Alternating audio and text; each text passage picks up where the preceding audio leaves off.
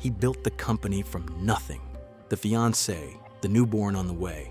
From the outside, his life looked like a finish line, but inside, cocaine was dismantling him piece by piece, and nobody saw it until the front door closed for the last time. He was 34. The business dissolved in 6 months. She took the baby and left. His mother stopped calling, not because she didn't love him, but because she couldn't watch. He did 2 stints in rehab. Both times, he walked out clean and walked straight back into the same loop.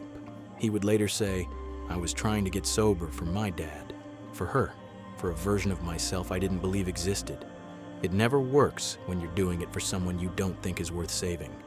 Someone from a support group mentioned Cold Immersion, not as therapy, just as something that helped. He didn't research it. He didn't buy a tub. He filled his bathtub with ice from the closest convenience store and got ready to climb in. In the first 30 seconds, his body was telling him he was about to die. His breath was gone, his heart slamming, every nerve screaming. And then something else happened. The noise that had been running in his head for a decade, the craving, the shame, the voice that told him he'd already lost, stopped. Not gradually, immediately, as if the cold reached past his thoughts and grabbed something deeper. He stayed in for 2 minutes. When he got out, he was still an addict.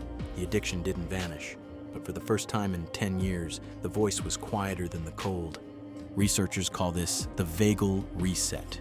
Extreme cold activates the vagus nerve, the longest nerve in the human body, running from brainstem to gut. It regulates the autonomic nervous system. During addiction, PTSD and chronic anxiety lock this system in overdrive. Cold immersion forces it to recalibrate, not through months of therapy, in minutes. The mechanism doesn't care whether the ice came from a medical study or a convenience store. It just works. He's been clean for over 1.5 years now. He doesn't call himself recovered. He says the cold didn't cure him. It just gave him enough silence to hear himself think.